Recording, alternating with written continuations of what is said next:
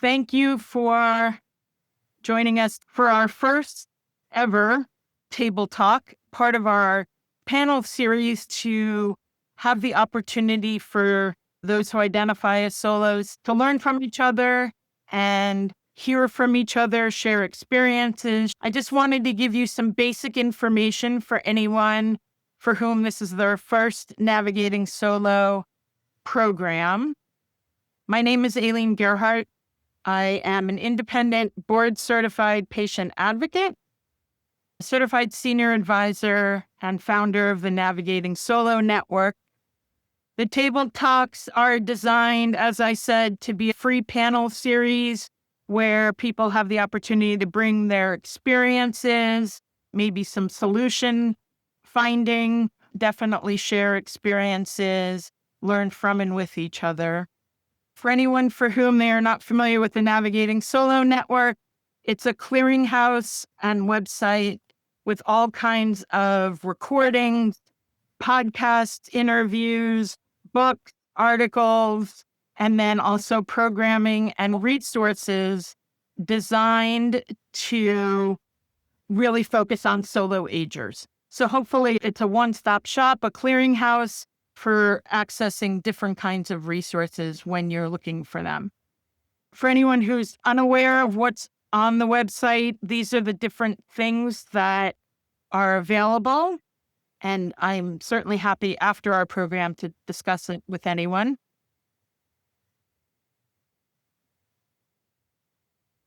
I just thought it might be fun for you to see where everybody is this evening, which is pretty great. And I thought you'd appreciate seeing where people are connecting from.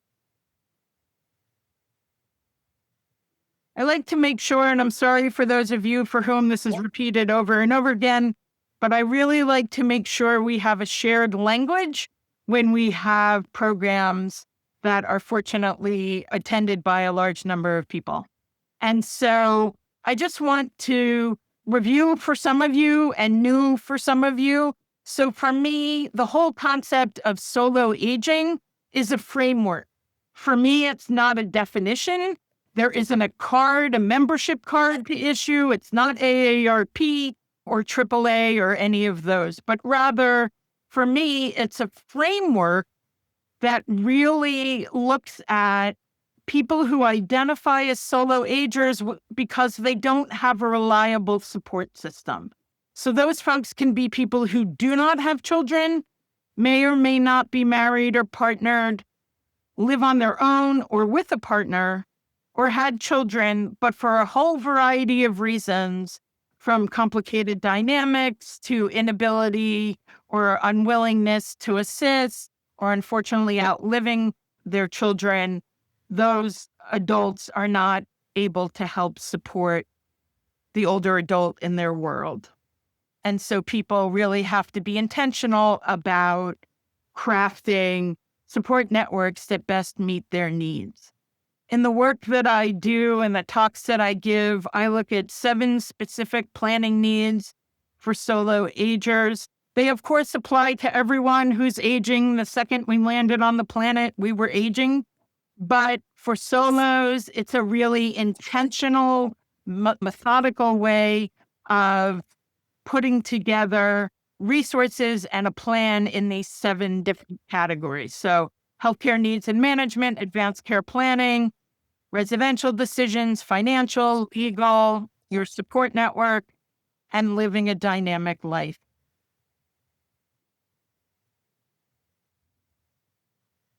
As we launch into our larger conversation and hear from our panelists, just a few ground rules. If you're not speaking, it would be very helpful for background noise to make sure you're on mute. If you would like, you can certainly, in the area where your name is, you can click on rename or add, and you can add your location next to your name if that interests you.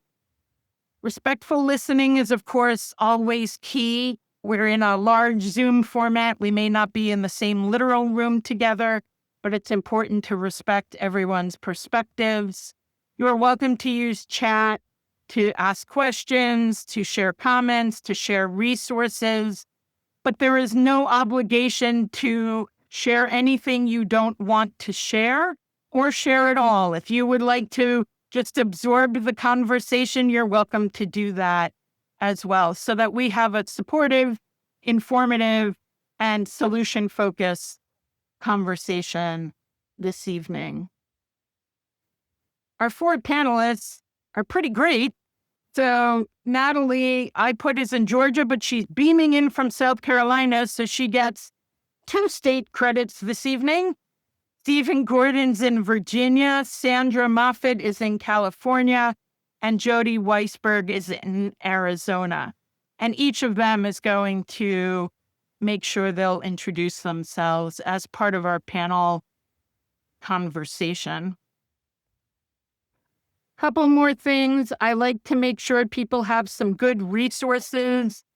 If you are looking for books to check out of a library or purchase yourself, that's your choice. But all 4 of the books at the bottom of the page are available in libraries. Essential Retirement Planning for Solo Agers, written by Sarah Zuff-Geber. Who Will Take Care of Me When I'm Old, and The Complete Elder Care Planner are by Joy Laverty. Who Will Take Care of Me When I'm Old is solo aging specific. And the other Elder Care Planner is in its 4th edition and an excellent resource. And The Child-Free Guide to Life and Money is written by a certified financial planner who has his own financial practice called Child-Free Wealth. And his book is the newest of the 4 and is also available in libraries. I like to make sure no matter how you like to or are able to access resources, you have different methods for doing so. After a 3-year project, I finally completed a planning workbook I've been working on. This Thursday, as with everything else this time of year, it will go on sale. So you are welcome to take advantage of that. There'll be publicity about that as well. If you are a social media Facebook embracer, and I recognize not everyone is, here are some Facebook groups that I know for sure are reliable and supportive when it comes to solo aging. So if that interests you, you're welcome to take a screenshot or something that will help you with that. That's what's in the resource library of the Navigating Solo website. And next May, it will be our 3rd Solo Aging Visibility Day, and there'll be programming for it. There are opportunities for organizations and businesses and individuals to get involved, be a partner. It's free. Do something to increase or further visibility or advocacy for solo agers. So that'll be on May 13th of next year. And just finally, often this time of year, I like to make sure there are supportive resources and ideas on people who identify as solo agers as we navigate this holiday season. So different ways to navigate that, maybe some ideas to think about. There's a blog post at that website. And then to the right, there are a 2-page checklist, which is free for you to download. It gives you some ideas as well. So I can certainly put that link in the chat once we're ready for all of that. Thank you to all of you who are joining us. There are 119 people thus far logged in. Feel free to continue to share in chat or an ad where you're located if you want to. Again, no obligation to do so, but it's always nice to know where people are. So I'm going to go ahead and get started with our panelists. We're planning to end at the top of the hour. So in the interest of everyone's time, I thought I would introduce Natalie, Stephen, Sandra, and Jody. I have a couple of sentences of bio for each, and then they'll also share with us their experiences, etc. Natalie has spent 27 years in banking marketing and now helps internal partners build smooth, effective web pages. She also runs Peaceful Productivity, where she shares her framework for building self-directed, grounded lives and openly discusses her solo aging journey. Stephen Gordon is a retired Department of Justice attorney who enforced the ADA in healthcare settings and now consults on ADA compliance, which is American Disabilities Act, is the ADA. As a solo ager and longtime caregiver for family members, he actively explores both the practical and joyful sides of navigating solo aging. Sandra Moffat built a 40-year career in legal and medical transcription before retiring in 2013.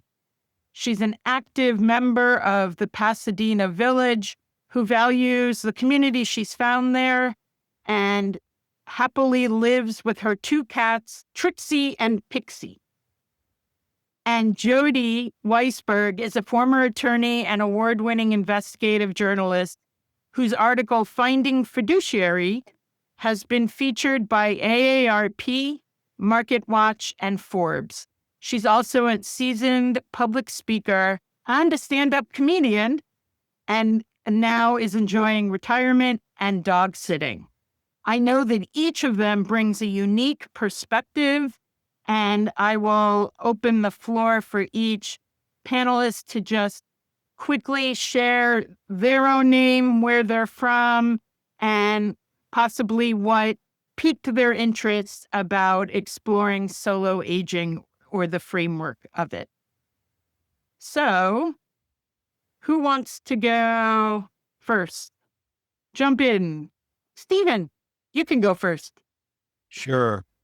So again, I'm in Alexandria, Virginia, and I supported my mother when she was sick and dying. And I also have a sister who has intellectual and developmental disabilities. And that's what's left of my nuclear family. I am not currently partnered and I don't have children. And I've been doing a lot of things for my sister, did a lot for my mother.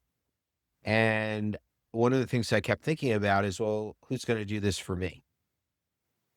And my hope is that I'm not going to get debilitated, but I'm going to say it was about 4 or 5 years ago, I came across an article in the Washington Post about a man in Florida who had had a stroke. He was a solo ager. He had a child who lived pretty far away, he wasn't very close with, and ended up in a hospital and then in a skilled nursing facility. And someone he didn't know, a lawyer who was often appointed by a probate judge, took over all of his affairs, sold off his house, and he lost a lot of his autonomy. And it really hit me hard.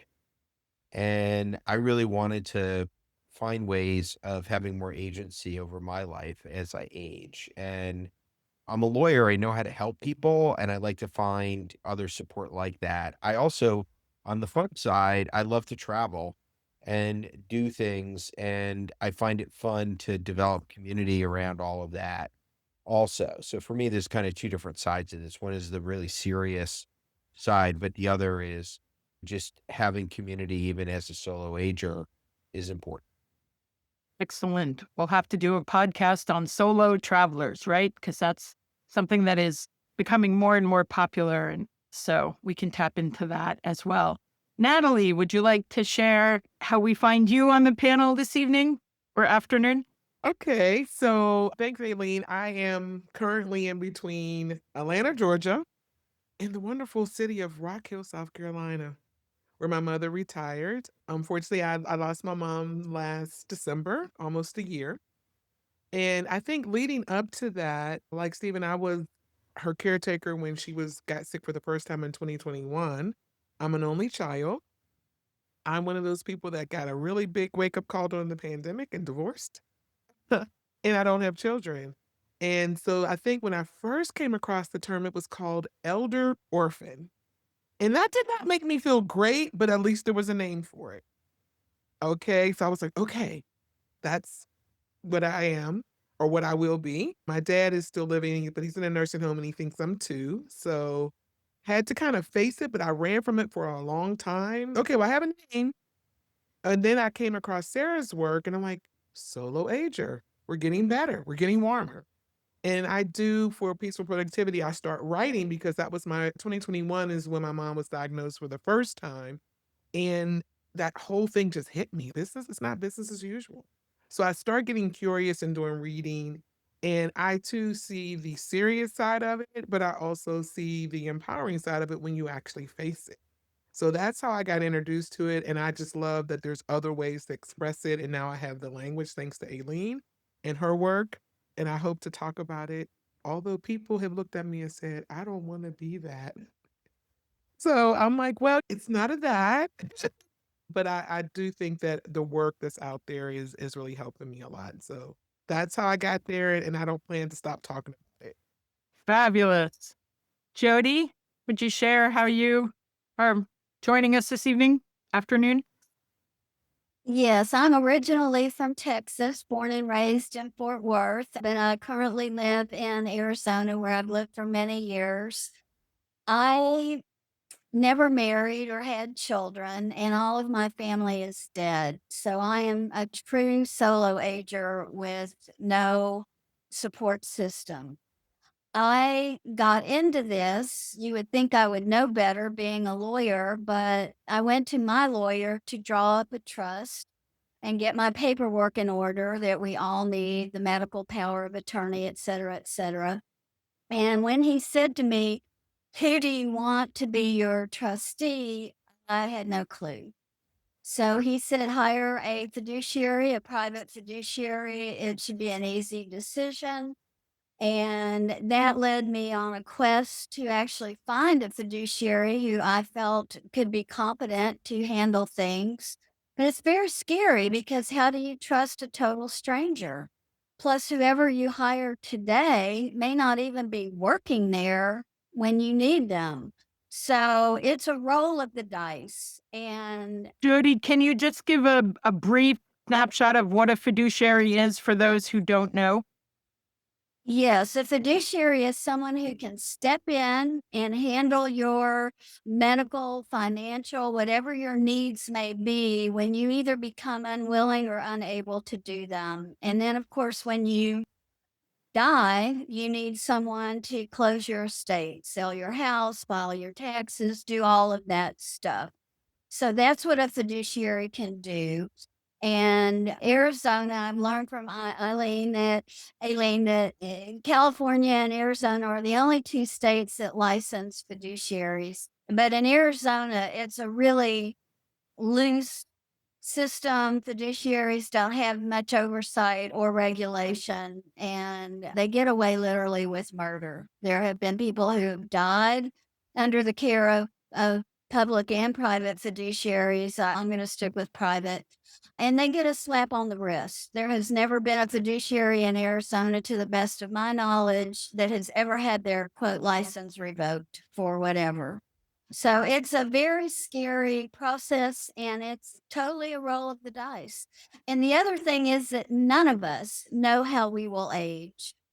And so it is impossible to plan. If I knew I was going to have a stroke or have cancer or break a hip, you could plan for that. But none of us know if we will have that or when we will have that.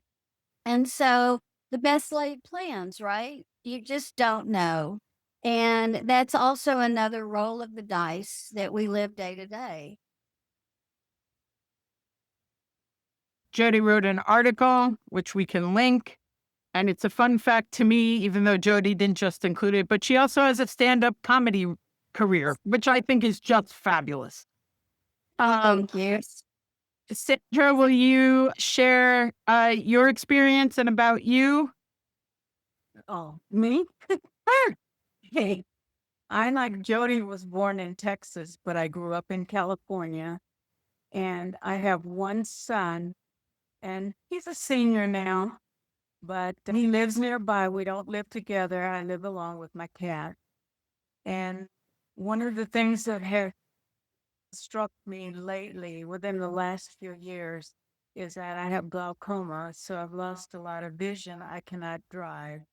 And I have to depend on him for doctor's appointments and going to the market and everything.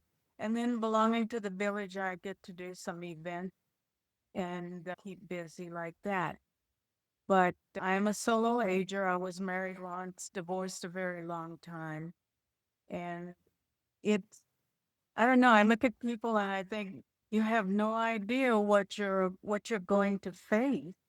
And I'm so amazed at the different things that happen each day that I would never have had a problem with in the past. It's different. It really is different. And I just take it slow and do what I can and move on. And each of you have walked different paths and have different experiences and backgrounds, represent different ages, different periods of life. Are there particular things that, of course, there are challenges that come with aging in general and solo aging, of course. Are there particular strategies or practices that have helped you thrive when you've been faced with a challenge that you wanted to share with the other 100+ people who are joining us today? I'll Anybody want to share. jump in? Natalie? There, I think the first thing that I had to do was create an empowering narrative. I joke often that I did not win the social norm lottery, and therefore all the boxes require you to check the social norm, and I wasn't that. And a lot of the language, the depictions, even in entertainment, I'm not going to buy a villain, fix it up. I mean, it's always either really, really extreme or aging is only like the what I consider kind of the super agers, the people that are still doing marathons at 80, and I'm not even trying to do one in my 50s, right? So you have these really huge extremes, and I'm like, where do I fit? And I realized, and with the help of a really candid friend, they made me stop saying I'm childless. And I had such negative language because that was what the narrative and the language was. And so I had to really create an empowering language to say, I still got some life in me and I am bigger than these boxes. And then I started to become a joiner. I was telling the group that I'm kind of one of those people at times. I'm like, be my friend, but leave me alone. Like I can go back and forth, or I want to make friends, but you're a stranger. And I was really for a while there, kind of just like I'll just do all this by myself. And then I realized that joining affinity groups have been a lifesaver. Your group in particular, I joined Navigating Solo. I recently joined Reimagine's Grief. It's a From Grief to Growth 10-week group. And I'm just looking for other affinity groups because I'm now having a place to go where people don't shudder or go, oh. And I even had one person say, stop saying that. Stop calling yourself a solo ager. Do you want? And I was like, you do know that doesn't really mean single. Like, I could still have a boyfriend at some point. You're not writing all that off, right, girl? Like, that's not what I'm talking about. But I think people don't realize little things. And like recently, and I'll be honest, I just now go with the emotion of grief because grief ambush is real and so is grief brain. But I had an experience where I tried to fill out paperwork because my mom was my beneficiary and they're only made for like traditional boxes, like almost like you're gonna have a spouse and so many kids. So I put it off for so long because I didn't know who to leave it to. And unfortunately, my mom was a true crime person. And so in the last months of her life, I was watching all those with her and I'm like, oh my gosh, who do I put on this list? But there's not enough space. And I had to call. So I'm already grieving and I'm already dealing with this heavy stuff with my business now.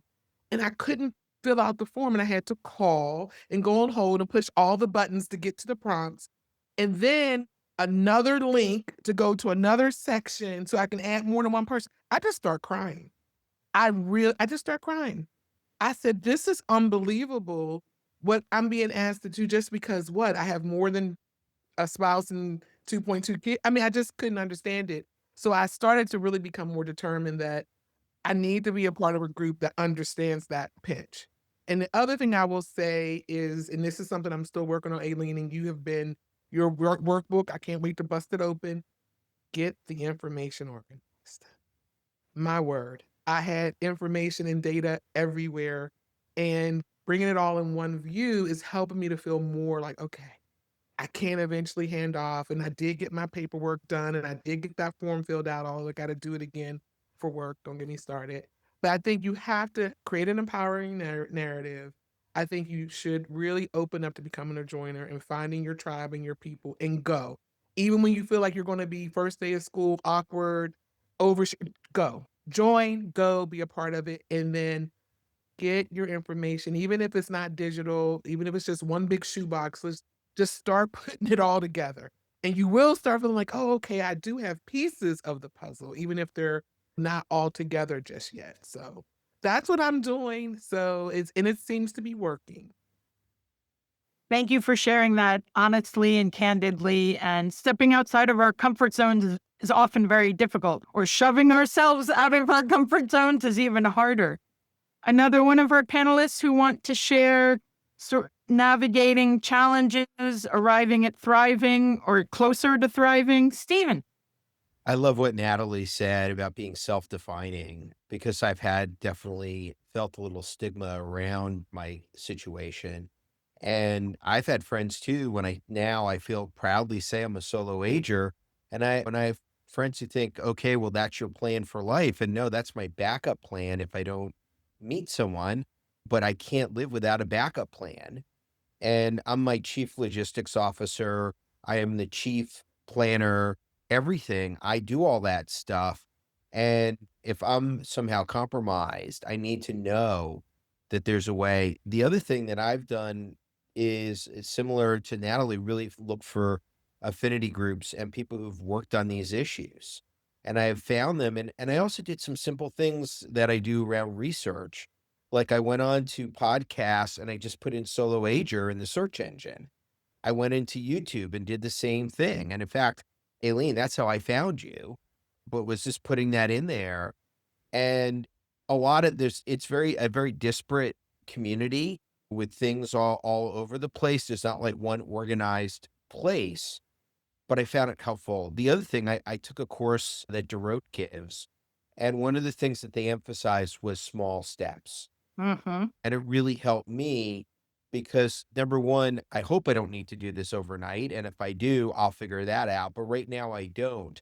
But it's about getting myself warmed up to take the small steps that I need to take. And also positioning myself better, developing the community. I have more time affluence now than I did before because I retired from my full-time job and I have more of a portfolio life at the moment. And that time affluence was giving me the opportunity to develop more community. And I've made that a priority. Also, I also like the idea of having multiple solo aging communities to belong to, because there are a few out there. And I like the idea of having the online ones. And I'm now also looking at things that are local and in person. But it feels like that richness is necessary and not just say, okay, I'm going to be in one space. And it's interesting because I see Wendell on here too. And I know Mm-hmm. that she's done some of that as well. She's Mm-hmm. developed in one of her other communities, she's developed a solo aging subgroup. So I feel like a lot of the family of choice things that I've learned how to do over my life are coming in handy here. And it's really important for me. And one of the things I've learned is people may think I'm a little beyond midlife, but I'm not in a midlife crisis now that I've retired. I'm in a midlife chrysalis, meaning that Nice.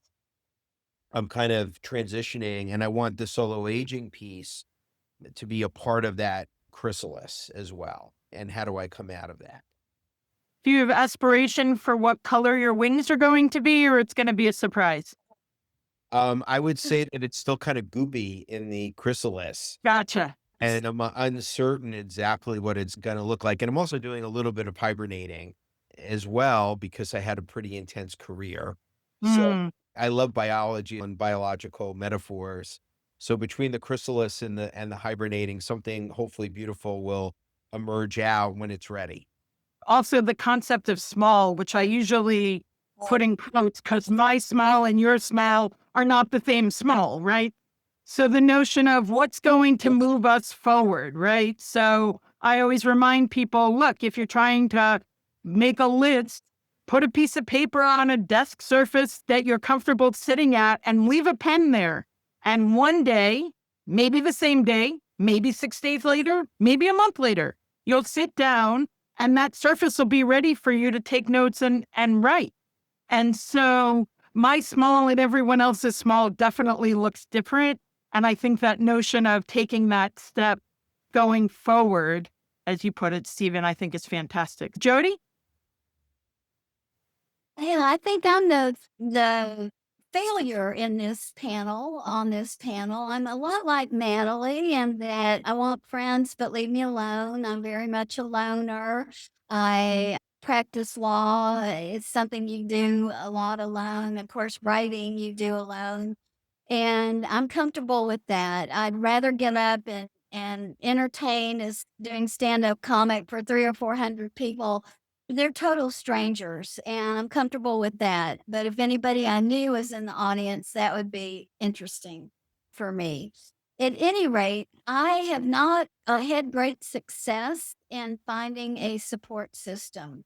I have joined a gym, which I love and I go to every day for several hours.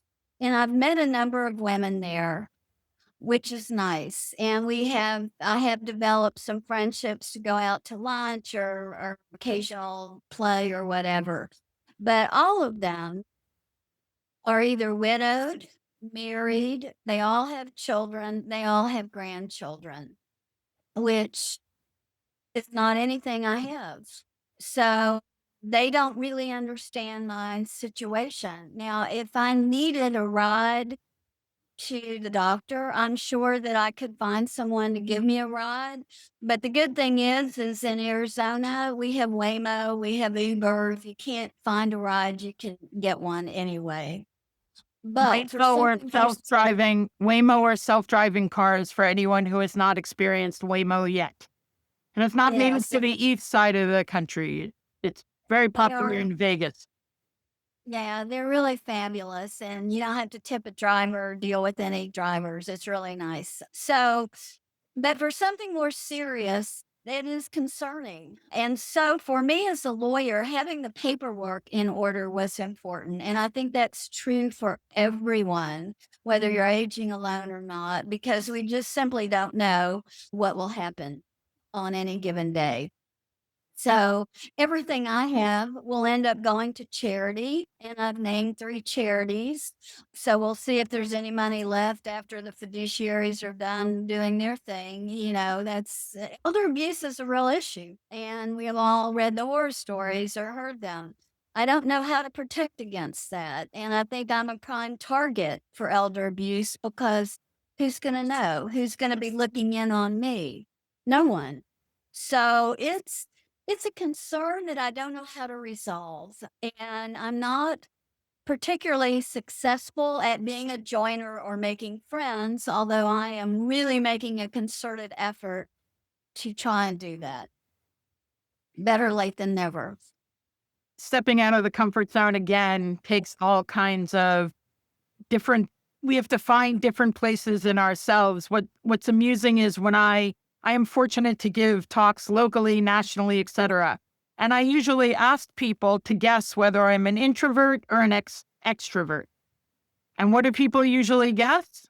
I'm an extrovert. What am I actually? An introvert. Could I do a stand-up comedy bit? Not as well as Jody, no. But I could present to 400 people. No problem, no butterflies, no anything. Walk into a room socially and be me?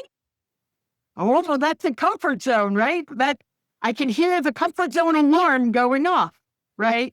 And so I think that notion of stepping into different places of ourselves is definitely a fantastic thing to think about. And being able to share that with other people is a real gift to other people because you're struggling with it, but you want people to know enough that don't think you're the only one. I always say to people, surprise, you're not a unicorn, because here people are wrestling with different things. So thank you for that, Jody. And I think at the very beginning, you categorized yourself as a failure. Was that the beginning? Yes. Would you like to take that back? Pardon? Would you like to take that back? I can edit that out.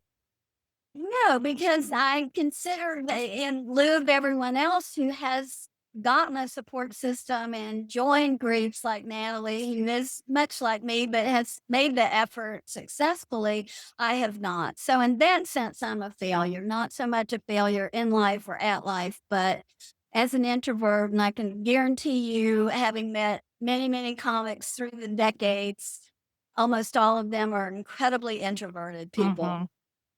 So it is difficult to, especially at this stage in life. And I have actually asked friends, how do you have so many people that you know, so many friends?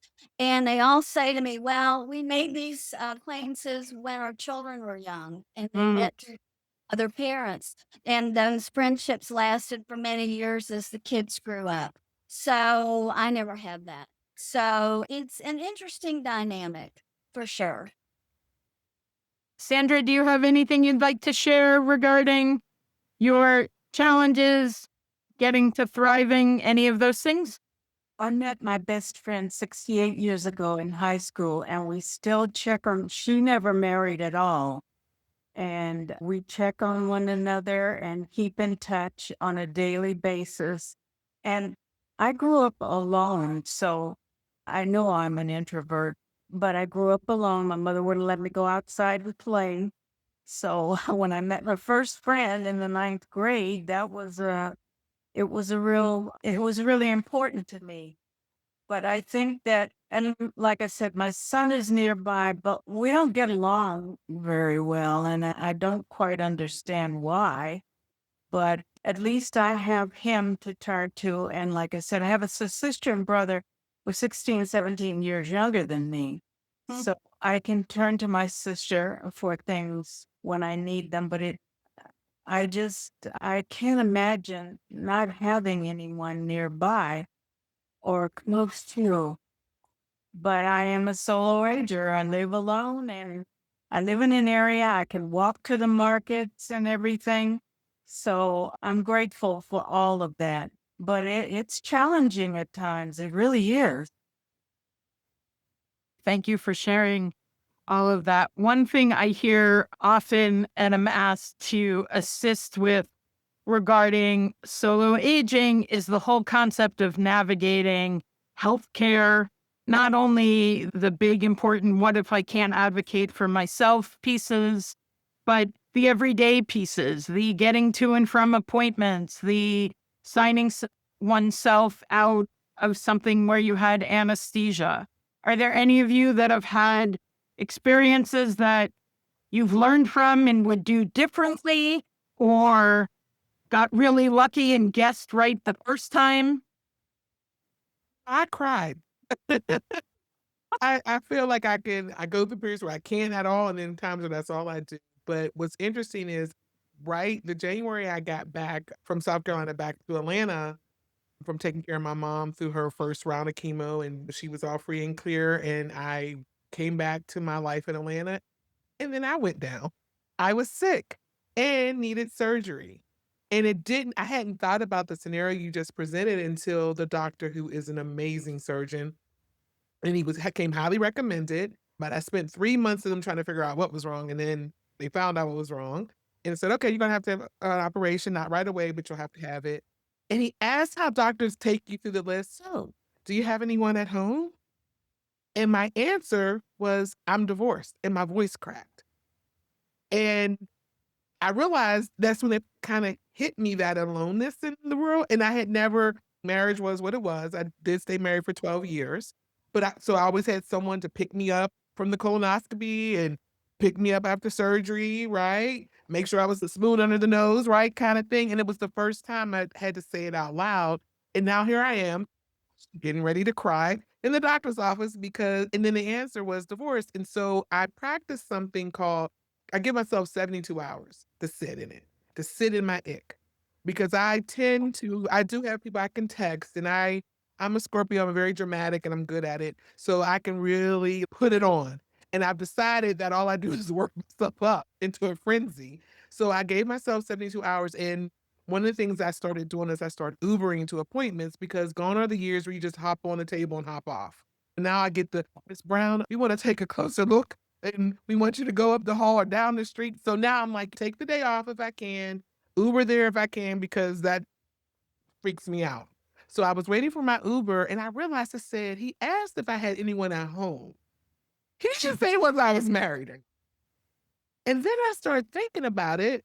I said, well, I'm pretty sure. I said, there's Uber Eats and there's Instacart and there's care.com. And all of a sudden, I start opening up to possibilities, right? And I think sitting with it helped me not to sort of take on other people's fears. I do think people project onto you, and you kind of, in society, you're like, oh, poor thing. And by the time I was done with it, I'm like, wait a minute. My friends have children and they're studying nursing. Maybe she can come down. And then I called to help the nurse. How you have the insurance card and or Aetna and they have the nurse line. What are my options? And she goes, oh, there's medic things and there's the public transportation. And I learned all of this stuff over a period of 3 days. And I went from crying or really, which is even worse, trying not to cry, which makes you a little bit even more dramatic, but to realizing that, wait a minute, let me think about what he said. I just need someone home. I don't need to be married. I don't need to have children. They don't need to be mine. I need someone to deliver food, maybe someone to clean up. And the social worker you get from your surgery. I used the heck out of her. I used her too much. During the pandemic, there was a lot of shortages, but I made that she worked. She earned her keep. I'm like, you're going to find a nurse to come and check because all these things exist. It's just, again, they're not, only depiction is in the movies, it's the spouse, it's the family, it's all the social norms that everyone's comfortable with, but there's so many resources. So that was really my big example. And I had the surgery, the nurse checked on me. My one friend just told me, I'm coming. I'm coming. And I said, oh, okay now. Because I didn't even think to even put, my first reaction wasn't even to put a broadcast text out to ask. I was just like, I'm divorced. But when you think about it, sit in it and just allow yourself to brainstorm options and look into options. And it got so much better. And I'm not as afraid. I still don't like everybody taking care of me, but I'm learning that there are options. Well, if we were to survey the 100+ people on the screen and we asked how many people are super comfortable asking for help, how many people do you think would say, ooh, I'm really, really comfortable asking for help? I don't want to burden anyone. I don't want to be a burden. I don't want to look weak. I don't want to interrupt anyone. Everyone else has their support system. Any of these resonate with anybody? Yes, no, maybe. Sounds like the inside of your head, right? So that's another piece of stepping outside of our comfort zones of saying, I need help. I'll give you a very personal example. In January, I had a heart attack. I live on my own, am fiercely independent, and if you've met me, you know I'm also stubborn. And I could not do the things I wanted to do in my home after being released from the hospital. So I had to say yes to relatives coming to help me. It took me not 72 hours, but that would have been a good cooling off period. But it took me a good while to get my brain around that. And here I am encouraging everyone else to step outside their comfort zones. So I just thought I would share that. Other thoughts before we open it up to the group? Anybody else have something they want to share about navigating healthcare or something else they just want to wrap up with before? Sandra. I just wanted to say that when I first joined the village, it was in 2016. And one of the things I learned from there was go grandparents, which is transportation for seniors. And I have never had a bad driver. They're very courteous and they're very aware that we are seniors and they act as such. So I think it's a good, and they use Uber and Lyft. Right. Still, it's geared to older people. Exactly. Go Get a Grandparent is a company that will make the arrangements with Uber and Lyft Capital for people because if they are uncomfortable doing so or don't want to. And so they're a really great resource for anyone. And they are national. I just connected with one of their professionals. I'm going to have a follow-up conversation with him. So it's a resource to definitely look into, as well as your councils on aging, your community centers, your senior centers, whatever they're called in your community, often have programs with Lyft or Uber or some kind of ride share. Doesn't always work in very, very urban communities, but it is another resource as well. So thank you for that. Grandparent is great. Anything else anyone wants to share before I'm going to bring us all together for the last few minutes? Jody? Yes, I will share one thing that you can do proactively about aging. In Arizona, there's a hospital called Banner Health, and they are one of the world leading researchers into Alzheimer's. So many years ago, I just went to hear a lecture about some of their research. And at the end of the lecture, they said, "Would you like to get DNA tested to see if you have the gene for Alzheimer's?" And I said, "Yes," and it was free. And I thought, that's one thing, if I know I have the gene, I can plan for that I could possibly get Alzheimer's.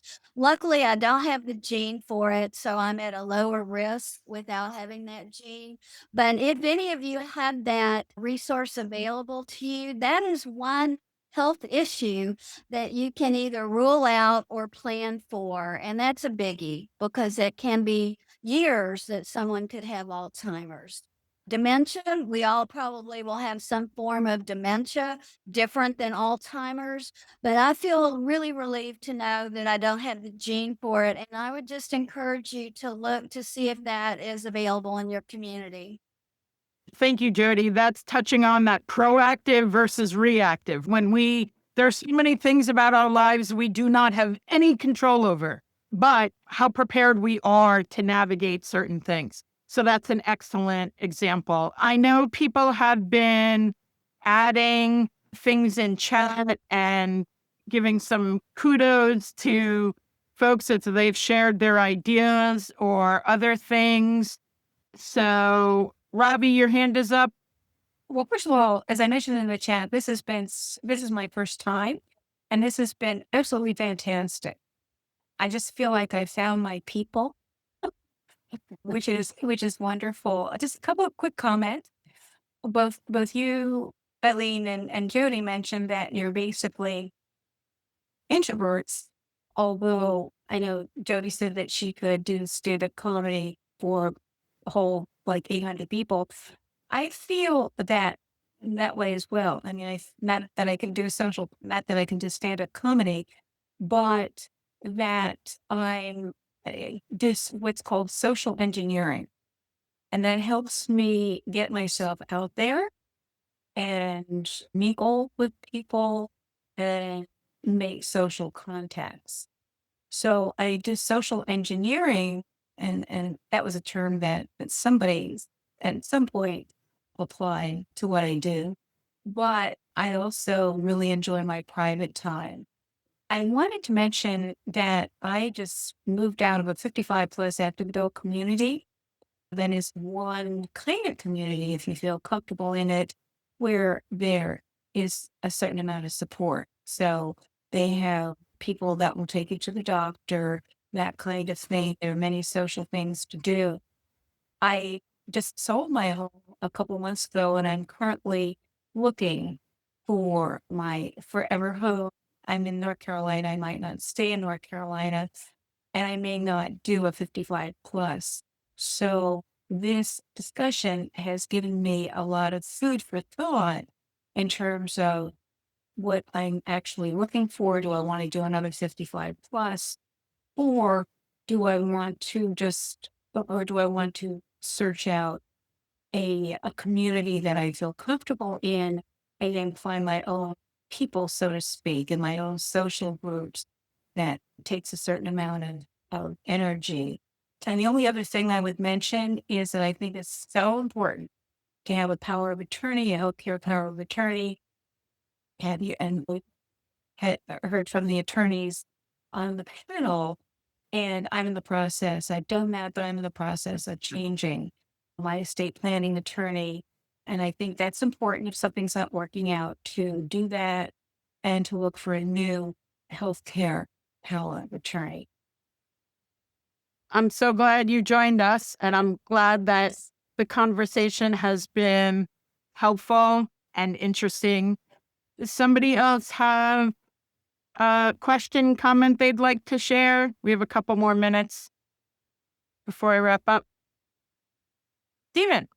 Yeah, I put this in the comments too. I have found Meetup to be another great resource for finding people with similar interests. And it's not just for solo agers, but I've actually, when I travel, I sometimes will go to meetup events. I was just out in California and did a hiking event.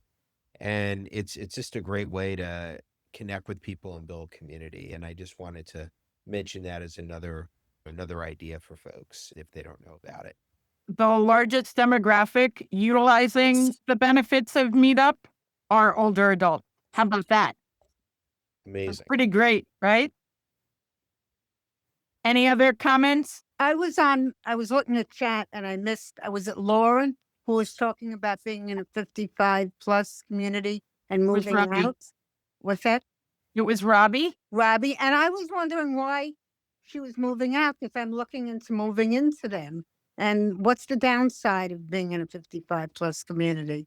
Well, I don't think I don't want to take up a lot of time, but I don't think it's necessarily for everyone. That's not for what it's worth. The homes are typically production homes, so there may be some issues that you have to deal with in terms of the home, issues with the home. And there are a lot of cliques. They tend to be very cliquish, but some people love them. Other people would prefer finding a different kind of community. And I think there's social and supportive network outside of that community. So I think it's really important to maybe try it out. If you can go to some events, some of the clubs, some of the social activities, get a feel for it before you actually sign on the dotted line, so to speak. Okay, thank you.